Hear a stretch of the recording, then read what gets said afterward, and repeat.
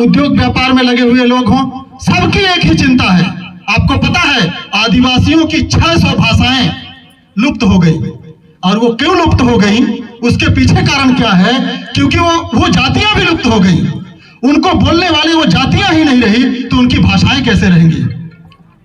अब कल्पना कर लीजिए कि आपकी भाषा संकट में है, आपकी धर्म संकट में है, आपके गीत संगीत और कल्चर संकट में है, आपकी शिक्षा संकट में है, आपका जमीन संकट में है, फिर आप कहां हो? आप वैश्विक परिप्रेक्ष्य में तो बात की बात है, आप भारतीय परिप्रेक्ष्य में अपना मूल्यांकन करें कि हम कहां खड़े हैं। अपना मूल्यांकन करिए, तब जाकर के हमको पता चलेगा कि हम किसी भी क्षेत्र में आगे नहीं है। इसके लिए हमें फिर करना क्या होगा? एक बात और आती है कि तो बहुत बता दिए, इसका समाधान क्या है?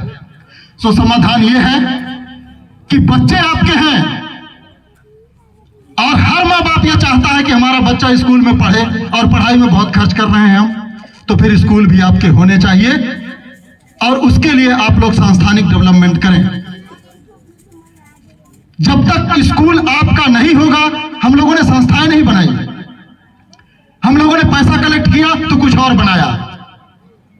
हम लोग संस्थाएं डेवलप करें, उद्योग डेवलप करें, व्यापार डेवलप करें, राजनीतिक वैचारिक चेतना पैदा करें, तब जाकर के हमारे समाज में बदलाव आएगा। इसके लिए जो हमारे कर्मचारी अधिकारी हैं वो बंद कमरों में 10-10, 20-20 की टोली बना करके लोगों को जाएं और कैडर पढ़ाएं, जागरूकता लाएं, स्टडी मटेरियल वितरित करें, तब जाकर के होगा। हाँ, हम लोग जरूर ये नहीं कर रहे, हम लोग कर क्या रहे हैं कि बड़े बड़े आयोजन करते हैं, माला पहनते हैं, गुलदस्ते लेते हैं, जयकारा लगाते हैं, और रिजल्ट 0 का 0 रहता है। और वो रहेगा भी।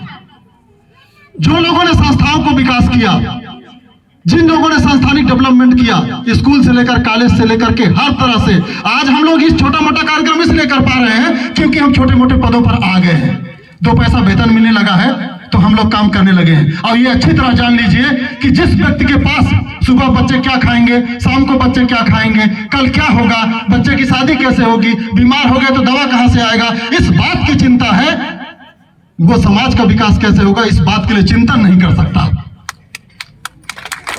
चिंतन करने के लिए पेट भरा होना चाहिए और कल की चिंता नहीं होना चाहिए। तो उस व्यक्ति को चाहिए कि वो किताब खरीदे, स्टडी मटेरियल कलेक्ट करे और अध्ययन करे और समाज को भी पढ़ाए, समाज को भी जागरूक करे।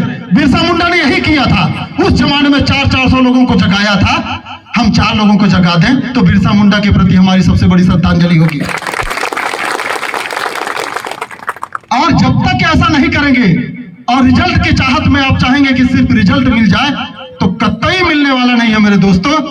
हम सब हाय हाय करते रहेंगे और आपके सामने, आपको पता है कि आपके संविधान खतरे में है, आपके अधिकार खतरे में है, आपका आरक्षण खतरे में है, आपकी नौकरियां खतरे में है। जब सब कुछ खतरे में है तो फिर हम कर क्या रहे हैं?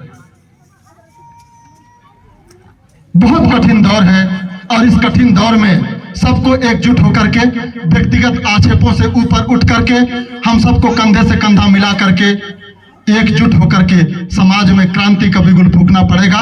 और ये जो बिरसा मुंडा की, जिन्हें हम क्रांति कहते हैं, और मैं एक चीज और बड़े विनम्रता के साथ अपील करना चाहूंगा कि हमारे जितने भी महापुरुष हैं, जब हम उनको भगवान मानना शुरू कर देते हैं तो फिर हम उनकी पूजा करने लगते हैं, और पूजा करने से विचार मर जाता है।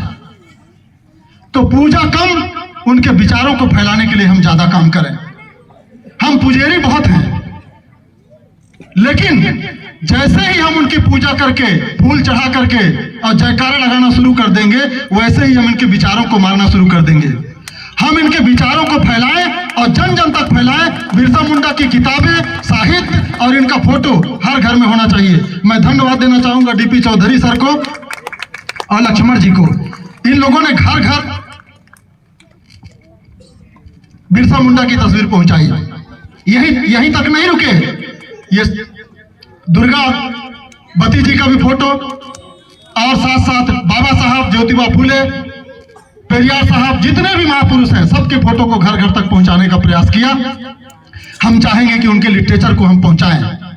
और हमारे जो साथी हैं इस बात को कहने में हमें कोई कोताही नहीं है। हम सारे बुद्धिजीवी लोग यहाँ एकत्रित हैं, जो हमारे कर्मचारी अधिकारी हैं विभिन्न तरह के व्यसनों में फंस जाते हैं। जैसे ही हमें पैसा मिला, पद मिला, नौकरी मिली, एक बीवी अच्छी नहीं लगती, एक बीवी और आ जाए, शाम का खाना बिना शराब का अच्छा नहीं लगता। इनसे मुक्त होना पड़ेगा।